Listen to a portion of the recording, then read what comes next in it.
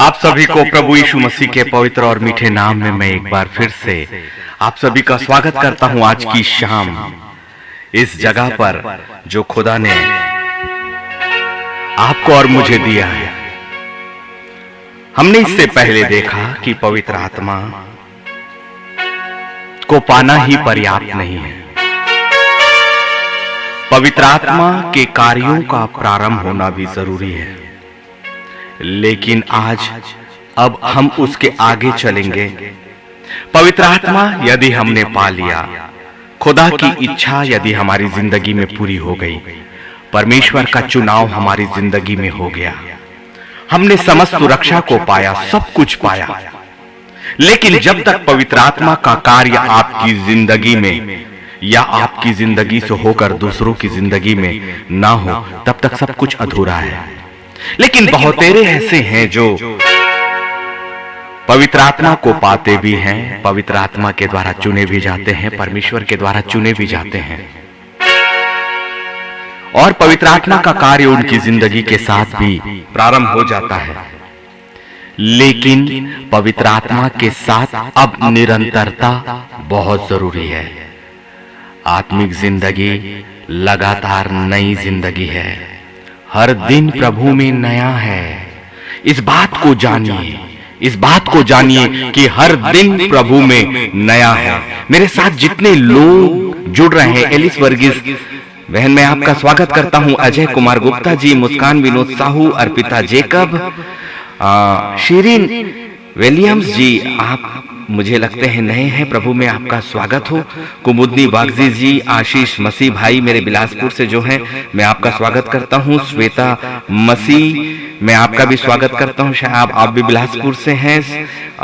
Rajendra James भाई, आपको प्रभु के नाम से मैं बहुत बहुत स्वागत करता हूं। शोभना दीदी नीमच से, मैं आपका भी स्वागत करता हूं। शेरिन विलियम्स, मैं आपका भी स्वागत करता हूं, और सुष्मिता सिंह जी, और इसके अलावा जितने लोग मेरे साथ आगे भी इस लाइव पे जुड़ेंगे, मैं सभी आपका स्वागत करता हूं प्रभु यीशु मसीह के नाम से।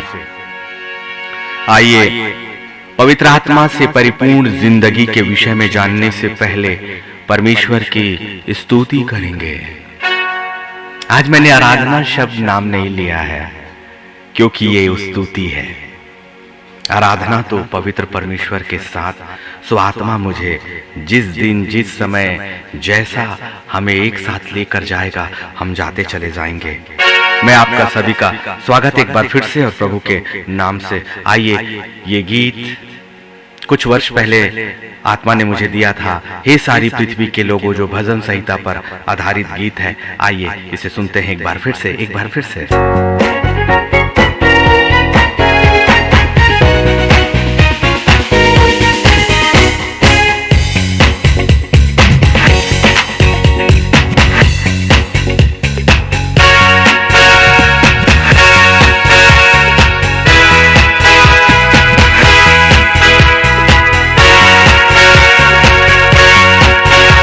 वो परमेश्वर महिमा का सागर है, महिमा का वो सागर।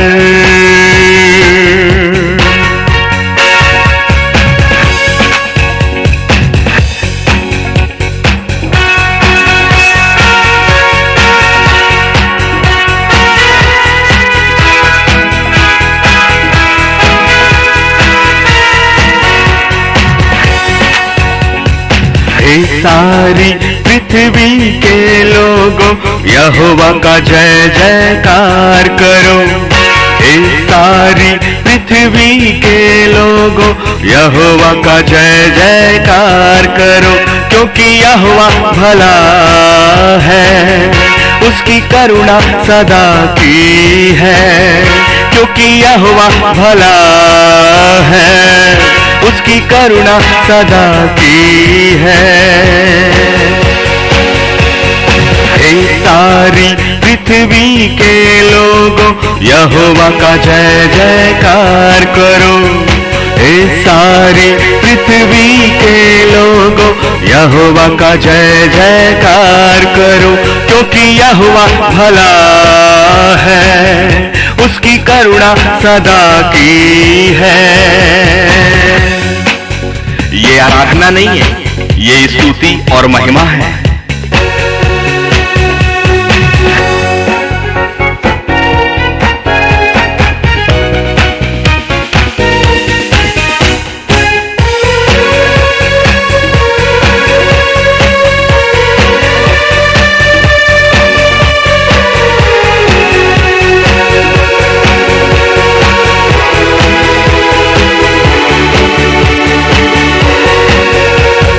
पृथ्वी के गहरे स्थानों को उसके हाथों ने बनाया, पृथ्वी के गहरे स्थानों को उसके हाथों ने बनाया। ऊंचे पहाड़ों की चोटियां उसके हाथों ने बनाया, ऊंचे पहाड़ों की चोटियां उसके हाथों ने बनाया। सागर भी उसका है, स्थल भी उसका है, उसको ही दंडवत करो। सागर भी उसका है, स्थल भी उसका है, उसको ही दंडवत करो। इस सारी पृथ्वी के लोगों यहोवा का जय जयकार करो। इस सारी पृथ्वी के लोगों यहोवा का जय जयकार करो।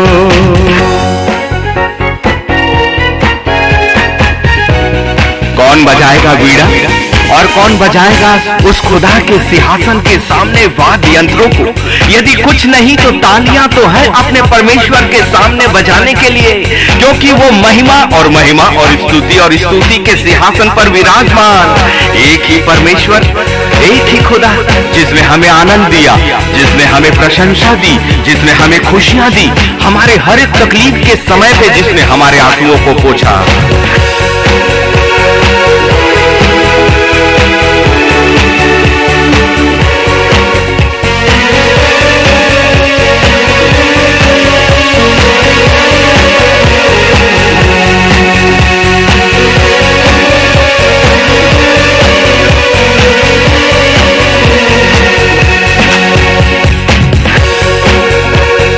वीणा बजा कर यहोवा का दिल से धन्यवाद करो। वीणा बजा कर यहोवा का दिल से धन्यवाद करो। तुरहीन सींघे फूंक कर यहोवा का धन्यवाद करो। तुरहीन सींघे फूंक कर यहोवा का धन्यवाद करो। यहोवा तो उत्तम है, करुणा का सागर है, उसको ही धन्य कहो। यहोवा तो उत्तम है, करुणा का सागर है, उसको ही धन्य कहो। इस सारी पृथ्वी के लोगों यहोवा का जय जयकार करो। इस सारी पृथ्वी के लोगों यहोवा का जय जयकार करो, क्योंकि यहोवा भला है, उसकी करुणा सदा की है। क्योंकि यहोवा भला है, उसकी करुणा सदा की है। क्योंकि यहोवा भला है, उसकी करुणा सदा की है।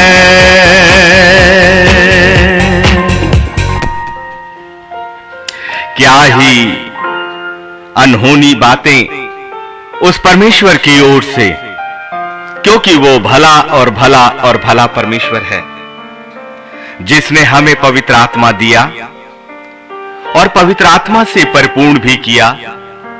पवित्र आत्मा के कार्य भी जिसके द्वारा हमारी जिंदगी में प्रारंभ हुए, और अब वो चाहता है कि हम उसकी आत्मा से हमेशा परिपूर्ण रहें। परमेश्वर का वाचा और परमेश्वर का वादा सच्चा है। इस बात को हमेशा आप जानिए कि ये सिर्फ अनुग्रह का समय है, और इस अनुग्रह के कारण ही परमेश्वर का सुसमाचार हमारे कानों तक पहुंच रहा है।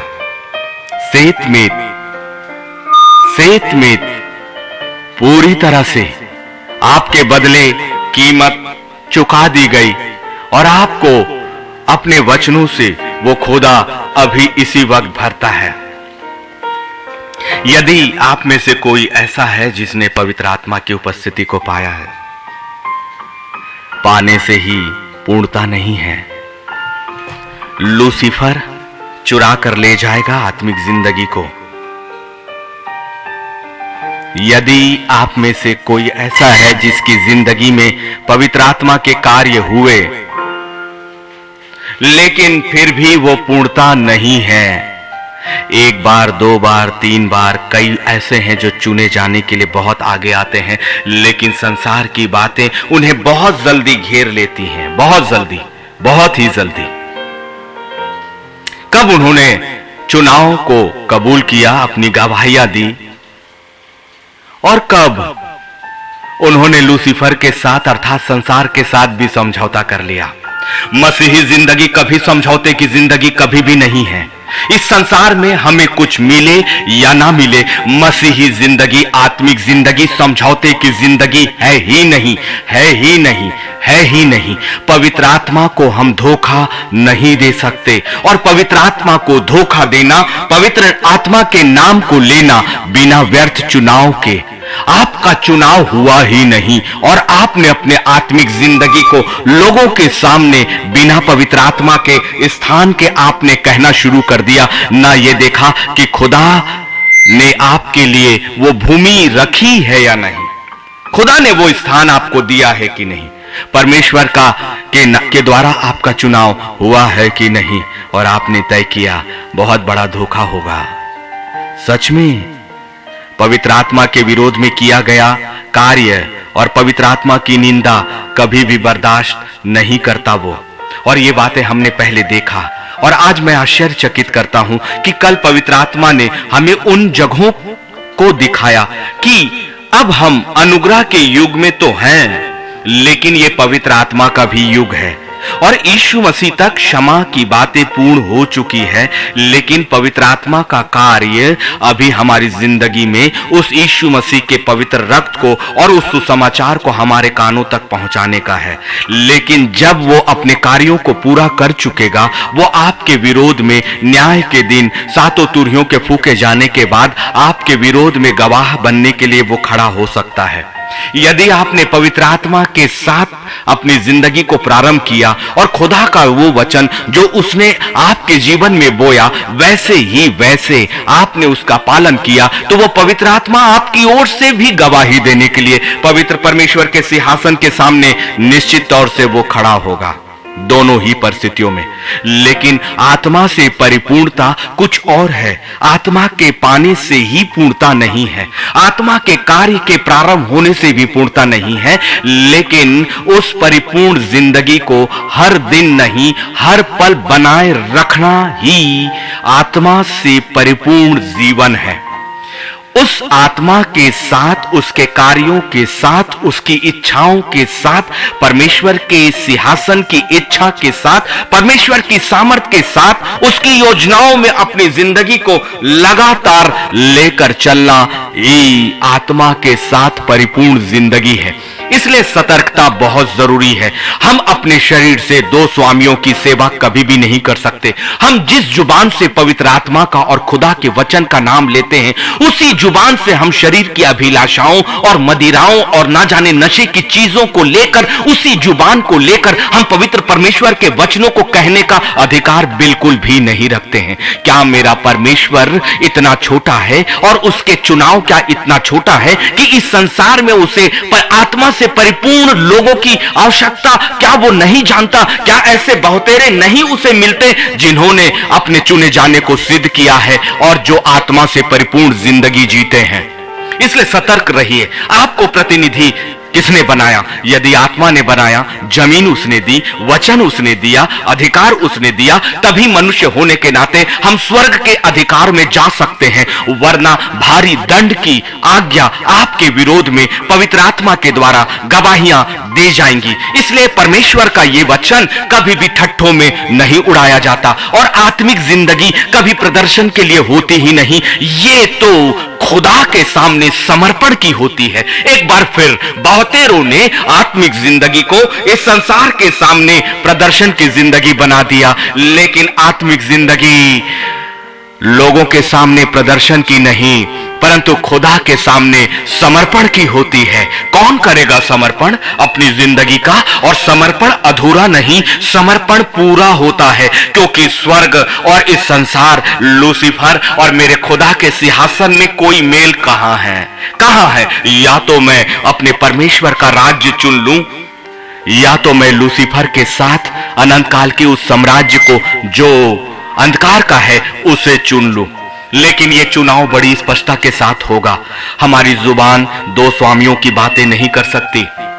हमारी मुंह पवित्र आत्मा और पवित्र परमेश्वर के और यीशु के लहू को और संसार की नशीली चीजों को एक साथ नहीं ले सकती। आप परमेश्वर के साथ ठट्ठा मत करिएगा, कभी भी पवित्र आत्मा के साथ भी ठट्ठा मत करिएगा, क्योंकि सारी चीजों के विरोध में तो आपको क्षमा मिलेगी, लेकिन पवित्र आत्मा के विरोध में किया गया कार्य कभी भी सफल नहीं होगा और आपको लेखा देना ही होगा। पवित्र आत्मा से परिपूर्णता निरंतरता की एक जिंदगी है जिस दिन परमेश्वर आपको चुनता है, और यिर्मयाह 29:11 के अनुसार आपकी जिंदगी का एक निर्धारित समय होता है। बहुत से लोग अपने आप को खुद चुनते हैं, ये बहुत गलत बात है। परमेश्वर ही चुने, और यदि परमेश्वर चुने तो परमेश्वर ही वो स्थान और जगह और वर्ष बताएगा। इब्राहिम की जिंदगी में परमेश्वर ने वाचा बांधी, लेकिन 30 वर्षों के बाद उस वाचा को पूरा किया। इब्राहिम से परमेश्वर ने छुटकारे की वाचा बांधी, लेकिन 430 वर्षों के बाद उसने वो पूरा किया। नूह को उसने जब दर्शन दिखाया, 100 वर्षों के बाद उसने जल प्रलय को लेकर आया। बड़ी अद्भुत और अजीब है। हमें यह अधिकार नहीं कि परमेश्वर की सोच की बराबरी भी कर सके, और बहुत से मनुष्य परमेश्वर के सामने तर्क और वितर्क करते हैं। वो इसलिए कि उन्हें लगता है कि उन्होंने जब एक बार आत्मा पाली, उन्हें यह लगता है कि जब एक बार आत्मा का कार्य उनकी जिंदगी के साथ पूरा हो गया तो वो बुलाए हुए के साथ साथ चुने हुए भी हो गए। लेकिन ऐसे ही लोगों के ऊपर लूसीफर की नजरें सबसे ज्यादा होती है, क्योंकि लूसीफर को संसार और संसार के उन लोगों की चिंता नहीं है, उन आत्माओं की चिंता नहीं है, वो पहले से ही जो उनके कब्जे में है। लेकिन उसे आपकी वो आत्मा से बहुत डर होता है जो एक सामर्थ और पवित्र आत्मा की ताकत को लेकर चलती है। उन लोगों से उसे बहुत भय होता है जो परमेश्वर के वचन को सीधे सीधे अपने मन और अपनी आत्मा के अंदर लेकर चलते हैं। उससे भय उनसे होता है जो पवित्र सेनाओं को इस्तेमाल करने का अधिकार रखते हैं। उन्हें भय उससे होता है जो यीशु मसीह के देह में शामिल होते हैं, क्योंकि यीशु मसीह की देह ही उसका फन कुचलती है। अर्थात आपके पैर जो आत्मिक सामर्थी हो, जो आत्मा के द्वारा चुने गए और आत्मा के द्वारा परिपूर्ण हो, उनसे ही उसे सबसे अधिक भय है। और इसलिए वो सबसे पहला युद्ध तो आपकी जिंदगी और आपकी आत्मा की परिपूर्णता के विरोध में ही करेगा, क्योंकि आपके पास जो हथियार है वो स्वर्ग का सबसे सामर्थी हथियार, वो पवित्र आत्मा जो आपसे परिपूर्ण है। देखिए, खुदा का वचन इस विषय को लाया कि आत्मा से भरा हुआ नहीं, परंतु आत्मा से परिपूर्ण जिंदगी, आत्मा से परिपूर्ण, पूरी तरह से पूर्णता के साथ भरा होना। इसीलिए हमने कहा कि कभी भी आत्मिक जिंदगी आंशिक नहीं होती है। परमेश्वर के साथ चलना आंशिक नहीं होता है। परमेश्वर के साथ चलने वाले लोग केवल और केवल परमेश्वर की आवाज को सुनते हैं।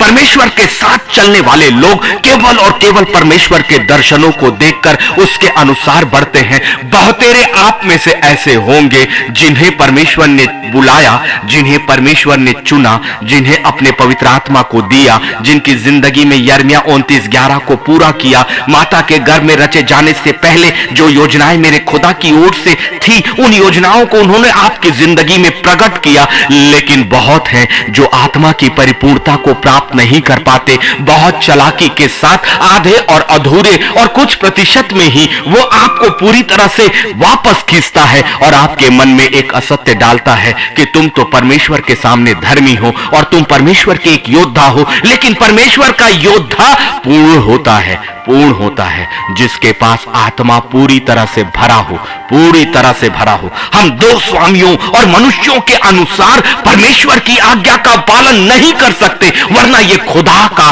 और उसकी आत्मा का, उसकी योजनाओं का और आत्मा की परिपूर्णता का अपमान है।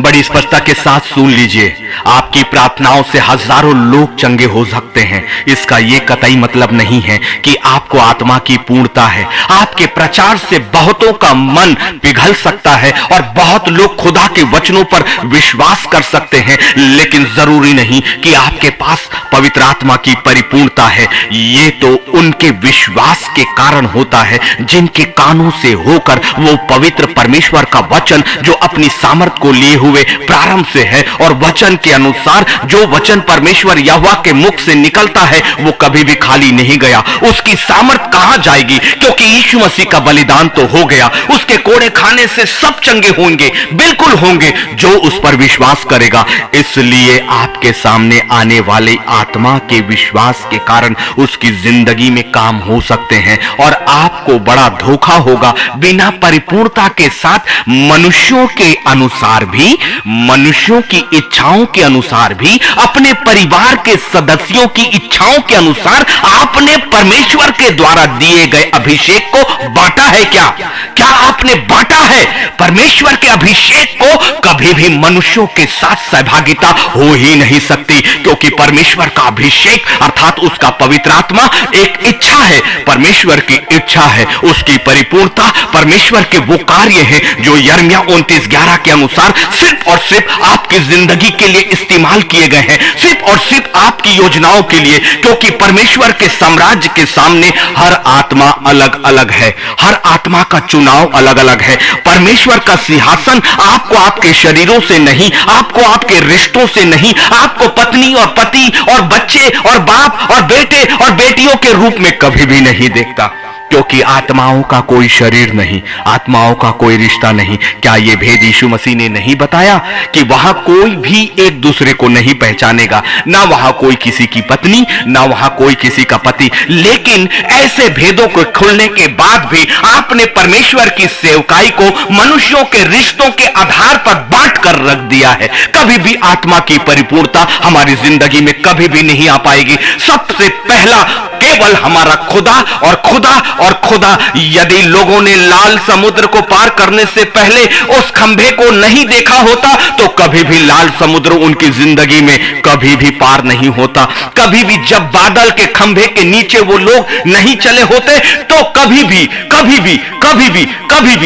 भी वो कनान देश में नहीं पहुंचते। यदि वाचा के संदूक का पीछा वो लोग नहीं करते और उस वाचा के संदूक में होकर परमेश्वर स्वयं अपने लोगों की रहनुमाई नहीं करता, तो परमेश्वर की वाचा जो अब्राहम से 430 वर्षों पहले बांधी गई थी कभी भी पूरी नहीं होती। वैसे ही नई यरूशलेम की वाचा भी वैसे ही है। एक सामर्थी आपके आगे चले बिना आप उस जगह तक नहीं पहुंचोगे। विधियां परमेश्वर की कभी नहीं बदली। एक समय जब 430 वर्षों की गुलामी से उसने आजाद किया, ये सिर्फ नए यरूशलेम की भविष्यवाणियां थी। वो निर्गमन भविष्यवाणियां है, उत्पत्ति भविष्यवाणियां है, कनान देश तक पहुंचना वो भविष्यवाणियां है, यरीहो की शहरपनाह का गिर जाना भविष्यवाणियां है। आपने उन्हें इतिहास बनाकर रख दिया। आपने उसने बाइबल के इतिहास में घटी हुई घटनाओं के रूप में देखना शुरू किया और बहुत से किताबें उसे इसी रूप में छापती और पढ़ाती हैं, और बहुत से लोग आपको ज्ञान भी उसी रूप में देते हैं कि ये राजाओं की किताब है, ये इतिहास की किताब है। लेकिन एक दिन पवित्र आत्मा ने दिन के 11 वक्त वक्त एक पेड़ के नीचे जब मैं बैठा था, मैंने कहा कि प्रभु, इतिहास का क्या मतलब है, इस राजाओं की किताब का क्या मतलब है, इन घटनाओं का क्या मतलब है। यह भी पवित्र आत्मा का अनुग्रह था, क्योंकि पवित्र आत्मा के द्वारा ही प्रश्न उठाया जाता है और पवित्र आत्मा के द्वारा ही उसका उत्तर भी दिया जाता है। यदि आपके अंदर प्रश्न नहीं तो आत्मा की परिपूर्णता नहीं, यदि आपके अंदर उत्तर नहीं तो आत्मा की परिपूर्णता नहीं। यही पहचान है, वरना उत्पत्ति की पहले किताब से लेकर प्रकाशित वाक्य की अंतिम किताब तक हजारों बार आप चाटते जाओ, आप पढ़ते जाओ, आप लकीरें करते जाओ, आप उसमें अंडरलाइन करते चले जाओ। संसार की समझ, संसार की क्रियाओं से नहीं, परंतु आत्मिक समझ और आत्मा की परिपूर्णता के साथ परमेश्वर का वचन परिपूर्णता के साथ आपसे बातें करेगा। यह अद्भुत किताब है, यह पढ़ने वाली किताब नहीं, यह बोलने वाली किताब है, यह देखने वाली नहीं, सुनने वाली किताब है। आपने इसे संसार की किताबों के अनुसार यदि देखा देखा देखा देखा और सुना तो कभी भी यह अपने भेदों को आपसे प्रकट नहीं करेगी। भेद उससे ही प्रकट होते हैं जो आत्मा से परिपूर्ण होता है, भेद उससे ही प्रकट होते हैं जो आत्मा से परिपूर्ण होता है। इसलिए यह बड़ी गंभीर बात है कि ना जाने बिना आत्मा के परिपूर्णता के हमारे मन ने इसकी कैसी व्याख्या कर ली। यह बहुत गंभीर बात है, इसलिए कि यदि गलत व्याख्या कर ली तो लूसीफर आपके सामने खड़ा होकर बड़ी आसानी से आपको चालाकियों में फंसाएगा। कैसा आत्मिक जीवन, यदि हमने अपने शरीर, अपनी अभिलाषाओं पर नियंत्रण नहीं लिया तो सब कुछ व्यर्थ है। किसके लिए? क्या मनुष्यों को दिखाने के लिए, क्या अपने संबंधियों को दिखाने के लिए, या लोगों की भीड़ को दिखाने के लिए? एक भी प्रतिफल नहीं। बिना आत्मा की परिपूर्णता के सब कुछ व्यर्थ है, सब कुछ व्यर्थ है, सब कुछ व्यर्थ है। और पवित्र आत्मा की परिपूर्णता के साथ सब कुछ सत्य है, सब कुछ सत्य है। और अनदेखी चीजें आप देखोगे, आने वाले समयों को आप बूझोगे। पवित्र आत्मा आपको वचन की गहराइयों पर भी लेकर जाएगा और तब सत्य को आप जानोगे। और तब परमेश्वर का वो वचन आपके लिए पूरा होगा कि वो जब पवित्र आत्मा आएगा तो सत्य की बातें बताएगा और तुम सत्य को जानोगे और सत्य तुम्हें स्वतंत्र करेगा। कौन सी स्वतंत्रता है? आपकी अपनी अभिलाषाओं, इस संसार की अभिलाषाओं और लूसीफर की योजनाओं से स्वतंत्रता। तो फिर इसका परिणाम क्या है? आत्मा की परिपूर्णता आपको सत्य को बताती है, क्योंकि आत्मा की परिपूर्णता का मतलब सत्य है। और जब तक आत्मा की परिपूर्णता आपकी जिंदगी में नहीं है, सब कुछ अधूरा है, सब कुछ अधूरा है। वैसे ही जो बीज बोने वाले का जो दृष्टांत है वो भी भविष्यवाणियां हैं आपकी जिंदगी की, आपकी आत्मिक जिंदगी की, आपके नए यरूशलेम के तैयारी के विषय में। इसीलिए तो कहा है खुदा ने कि हर बातों के लिए, हर आत्मा के लिए भेद एक बराबर कभी नहीं खोला जाता है। ये व्यक्तिगत परिपूर्णता पर निर्भर करता है। आपकी जिंदगी, आपकी आत्मिक जिंदगी, परमेश्वर के साथ आपका चलना और आत्मा की परिपूर्णता हर व्यक्ति की व्यक्तिगत है। यदि पति और पत्नी मिलकर सेवकाई भी करते हो, लेकिन आत्मा की परिपूर्णता दोनों के शरीर, दोनों के मन, दोनों के विचारों और दोनों के भविष्य के लिए अलग अलग होती है। कई बार परमेश्वर उन्हें सम्मिलित रूप से केवल कुछ समय के लिए इस्तेमाल करेगा, कुछ जगहों के लिए इस्तेमाल करेगा, लेकिन परमेश्वर के साम्राज्य में उसकी परिपूर्णता और उसका प्रवेश पति और पत्नी के रूप में कभी भी नहीं होने वाला है, कभी भी नहीं होने वाला है। ये तो परमेश्वर के वचन के अनुसार जब पति और पत्नी अपने आप को समर्पण करते हैं कि खुदावन तेरे वचन के अनुसार अकेला एक के बराबर और दो 2000 के बराबर, और तेरी इच्छा के अनुसार तूने कहा था कि आदम का अकेला रहना अच्छा नहीं है, उसी वचन के अनुसार प्रभु हमें यह लगता है कि यदि पति पत्नी हैं तो तेरे द्वारा चुने हुए एक मन और एक देह के हैं, लेकिन आत्मा दोनों की अलग अलग होगी। लेकिन फिर भी प्रभु हमें एक मन और एक देह में होकर एक मानकर तू इस्तेमाल कर, ताकि हमारी सामर्थ 10,000 गुना बढ़ जाए। पति और पत्नी की सेवकाई 10,000 गुना अधिक ताकत के साथ प्रारंभ होती है उनके अपेक्षे जो अकेले सेवा करते हैं, अकेले सामर्थ में होते हैं। लेकिन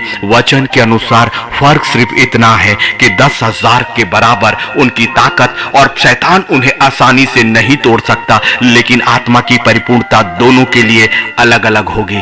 दोनों को जरूरी है कि अंतिम समय तक आत्मा की परिपूर्णता को बनाए रख सके। इसका ये कतई मतलब नहीं कि यदि पत्नी अपने पति के सेवा के द्वारा जानी जाती है या पति अपनी पत्नी की सेवा के द्वारा जाना जाता है तो वो परिपूर्ण हो गए, जरूरी नहीं।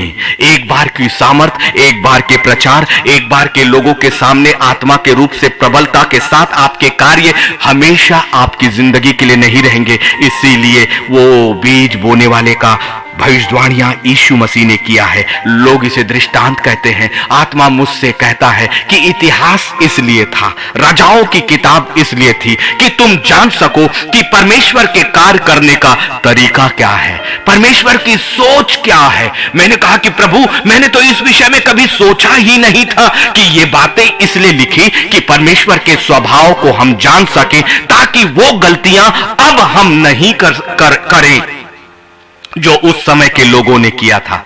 उस समय के लोगों को तो क्षमा मिली और मूसा ने भी मध्यस्थता करी। कदाचित प्रभु यदि 10 भी हो तो क्या तू इसे नाश नहीं करेगा? लूत ने भी कहा। और जब परमेश्वर ने बाल देवता की पूजा करने पर जब इस्राएलियों को नाश करने का मन बनाया तो मूसा ने उनके सामने मध्यस्थता करी।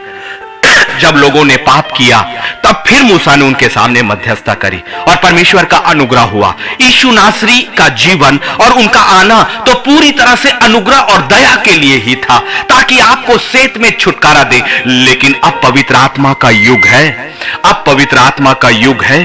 परमेश्वर के स्वभाव को पवित्र शास्त्र ने बड़ी स्पष्टता के साथ आपके सामने बतला दिया है कि परमेश्वर कैसे अपने लोगों को छुटकारा देता है, कैसे देता है। लेकिन आत्मा की परिपूर्णता के बगैर हर दिन की जिंदगी संभव नहीं है।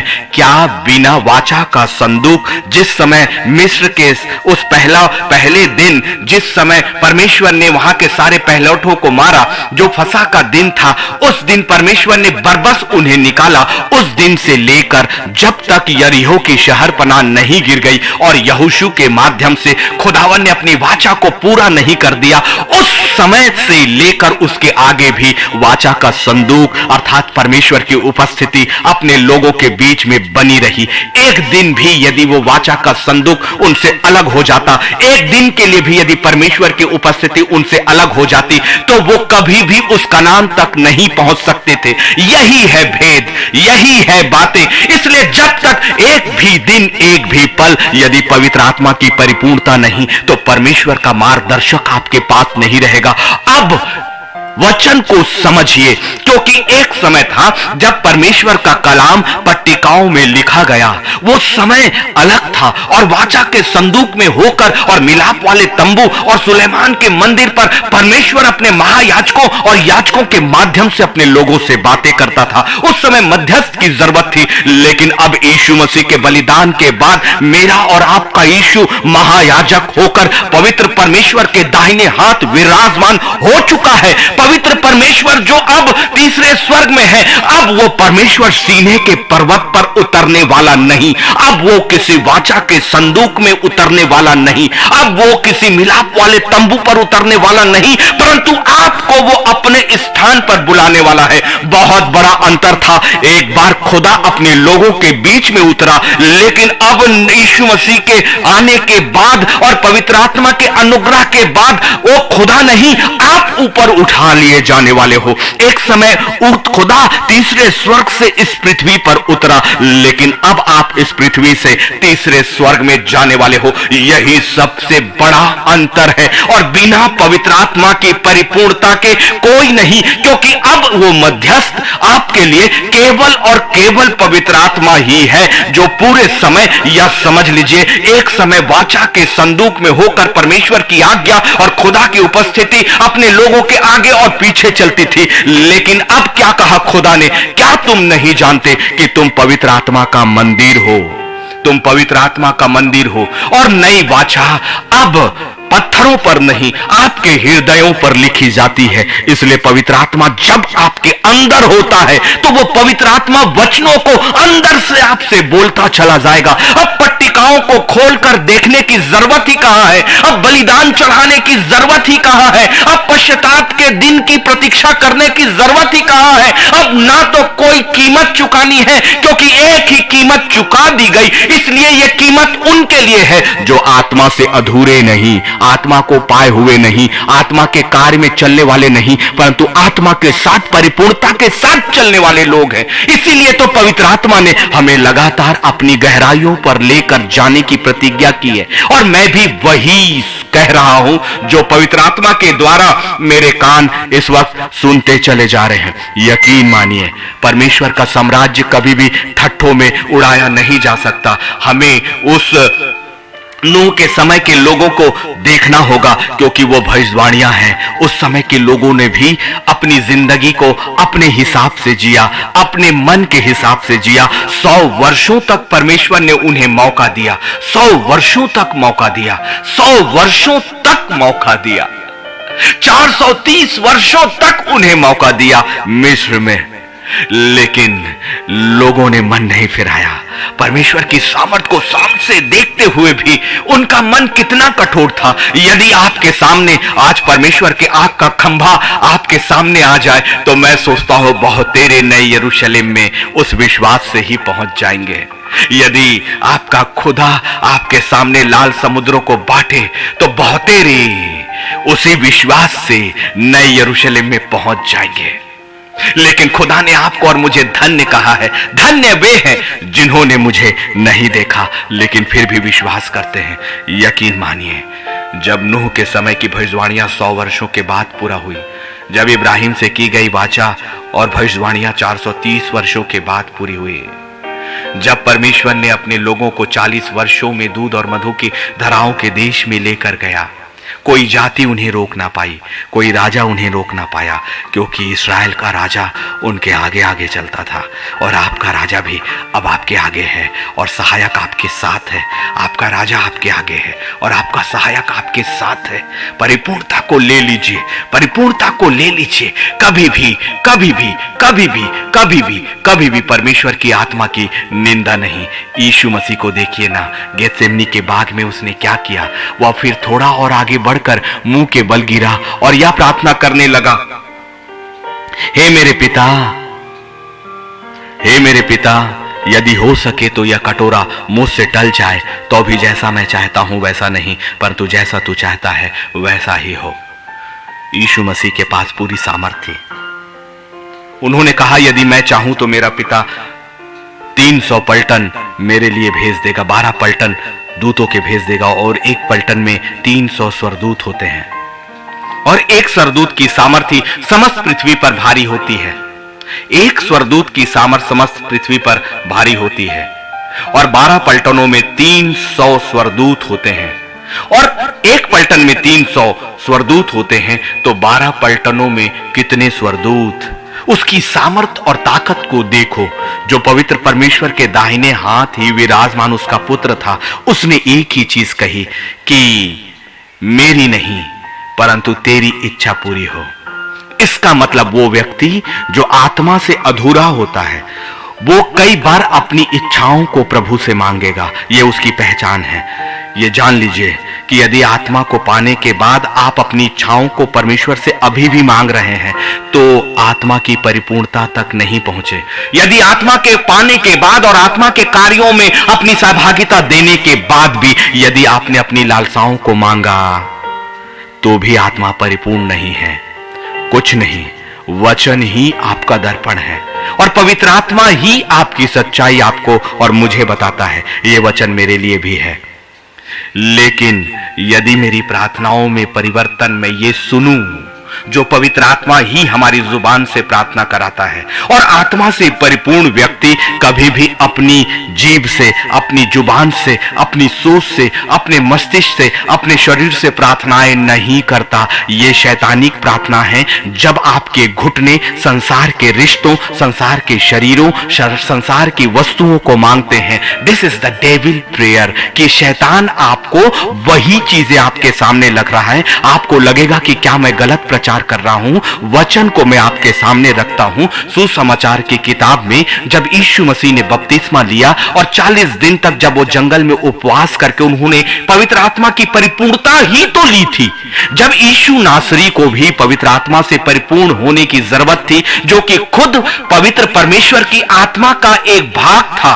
यही बातें पर्याप्त है कि खुद जो पवित्र परमेश्वर का भाग था और जो पवित्र परमेश्वर की आत्मा था, जो उसका पुत्र था, उसे भी पवित्र आत्मा के द्वारा परिपूर्ण होने की जरूरत हुई थी और इसीलिए उसने उस विधि को पूरा किया। और हमने बिना विधि को पूरा किए खुद का चुनाव करके सेवकाई और खुदा के वचन का प्रचार करना शुरू किया। बिना चुनाव के, बिना परिपूर्णता के हमने गीत और संगीत गाना शुरू कर दिया, बिना परिपूर्णता के। ये सारी बातें लूसीफर के द्वारा सिखाई और बताई गई कभी भी आत्मिक जिंदगी में आपको पूर्णता की ओर नहीं लेकर जाएगी। आपको सबसे बड़ा धोखा यह हो सकता है जैसा कि हवा को हो गया, जैसा कि हवा के माध्यम से आदम को हो गया। लूसीफर का स्वभाव कभी भी नहीं बदला, लेकिन मेरे पवित्र आत्मा का स्वभाव भी तो कहां बदला है। वो परिपूर्ण है और वचन की शिक्षा देने में योग्य शिक्षक है। केवल उसकी परिपूर्णता को ले लीजिए, यही जरूरी है। यही आत्मिक संगति भी है।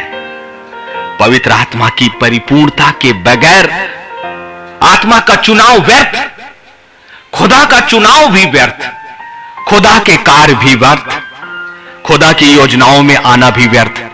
यदि आपने ये घोषित किया कि ना जाने कितने शुक्रवार, कितने सोमवार, कितने रविवार मैंने घुटनों को टेक कर अपने परमेश्वर से उन बातों को मांगा जो संसार के कमिटमेंट थे, सब कुछ व्यर्थ है।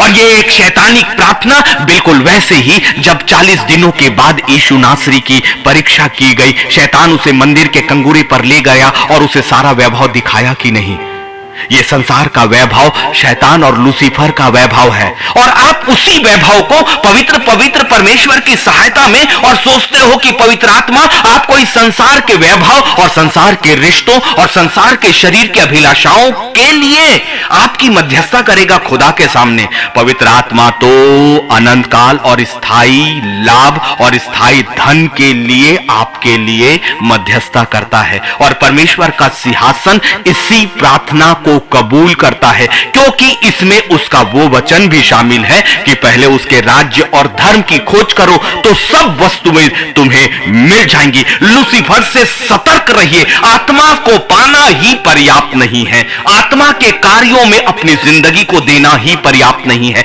आत्मा के कार्यों से दूसरों की जिंदगी में भी आत्मा के कार्यों को बढ़ावा देना ही पर्याप्त नहीं है, परंतु आत्मा से परिपूर्ण होकर हर पल की जिंदगी आत्मा के अनुसार, परमेश्वर की योजना के अनुसार, उसकी इच्छा के अनुसार, उसके दर्शनों के अनुसार चलना जरूरी है। लेकिन जब तक वो परिपूर्णता नहीं रहेगी, वो दर्शन आपको कभी भी दिखाई नहीं देगा, खुदा का कलाम कभी भी आपको समझ नहीं आएगा। और ये कलाम सिर्फ आपके लिए क्या बातें कहता है ये अलग है, और यही कलाम मेरे लिए क्या बातें कहता है वो अलग है। मेरे 2 बेटे हैं, दोनों बेटों के लिए मेरी आज्ञाएं अलग अलग होती हैं, जबकि वो साथ रहते हैं, एक ही तरह का भोजन करते हैं, लेकिन दोनों का स्वभाव अलग है और उनके स्वभाव के अनुसार मुझसे उनका रिश्ता भी अलग है, और मेरे रिश्ते के अनुसार उनके लिए भविष्य की योजनाएं भी मैंने अलग अलग तरह से बनाई हुई है।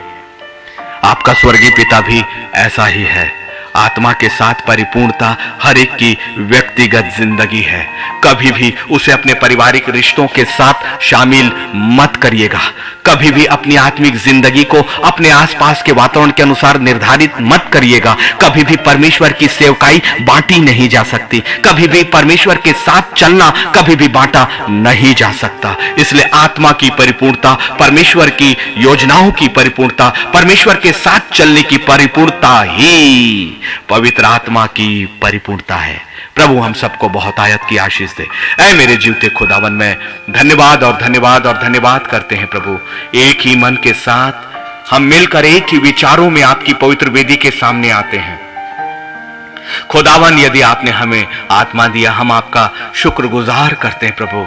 धन्यवाद कि ये हमारा ऊपर एक चुनाव था प्रभु यदि हमने अपनी जिंदगी में पवित्र आत्मा के कार्यों को देखा भी है, इसके लिए भी हम धन्यवाद करते हैं प्रभु कि आपने हमें और अधिक आगे बढ़ाया और हमें एक और ऊंचा स्थान दिया।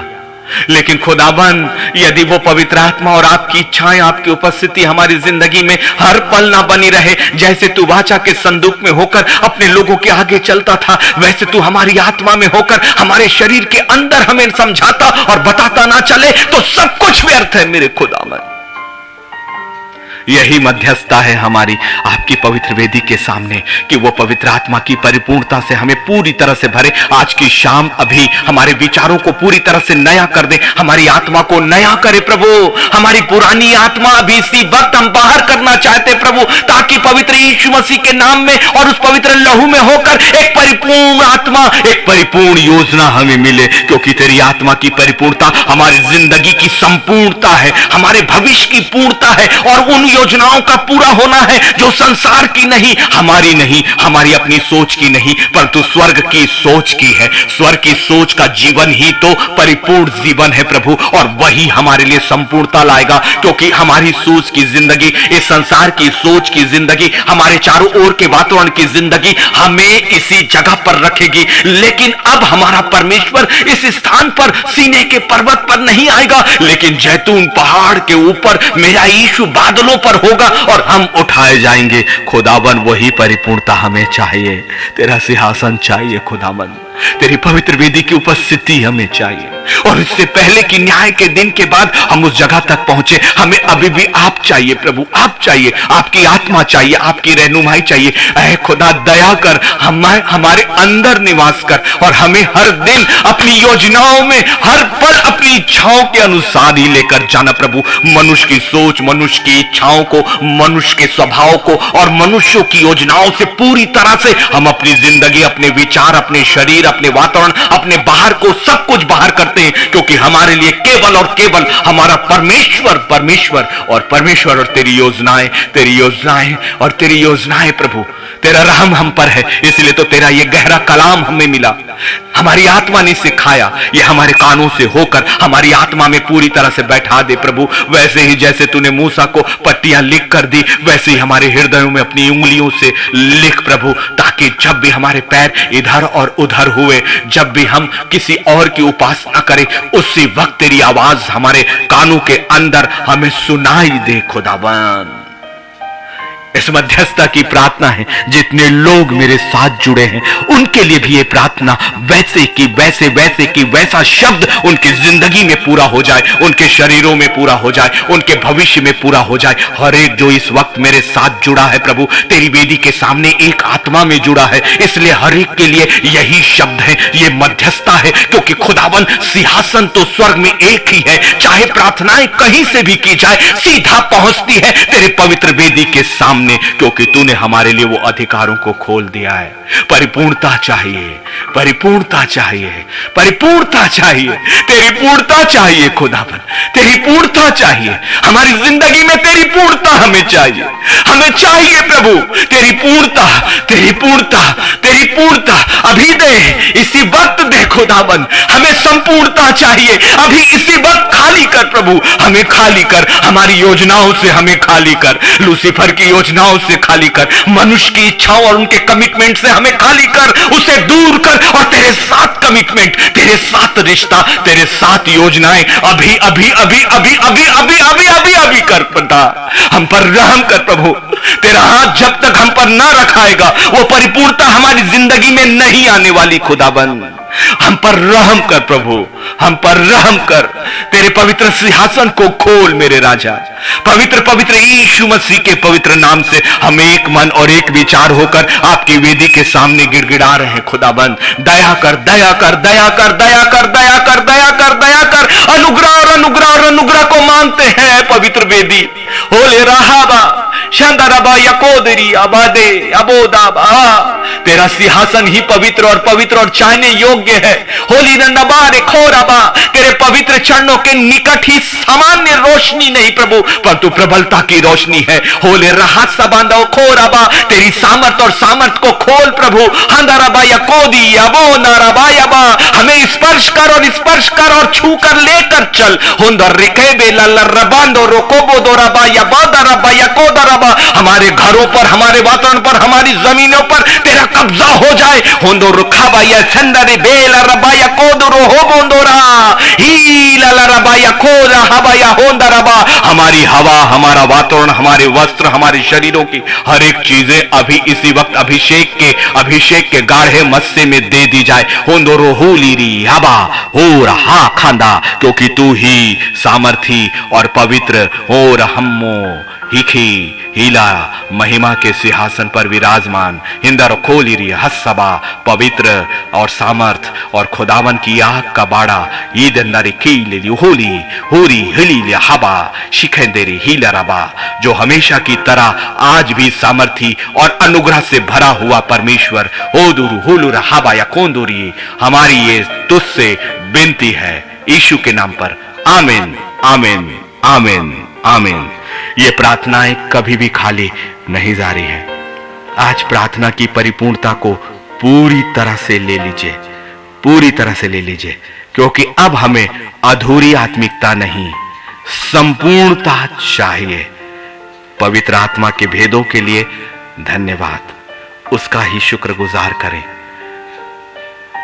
आज की शाम मैं शायद लाइव नहीं आ पाता, लेकिन खुदा ने मुझे 8 बजे खड़ा किया और 8 बजे के बाद इस नए वचन को मुझे भरा, और जैसा मैंने पाया वैसा मैंने सेत मीत आपको दे दिया है। इस आत्मा के भोजन का आनंद उठाएं। प्रभु आप सबको बहुत आयत की आशीष दे। कल का दिन ठीक 9:30 बजे फिर से पवित्र आत्मा के साथ, नए आत्मिक भोजन के साथ, नए आनंद के साथ और नई परिपक्वता के साथ, नए दिन के साथ, नई योजनाओं के साथ, नए कलाम के साथ, नई प्रार्थना की ताकत के साथ, नए घर के साथ, उस घर के वातावरण में नई उपस्थिति के साथ, परमेश्वर के साथ कल के दिन की शुरुआत। प्रभु का धन्यवाद।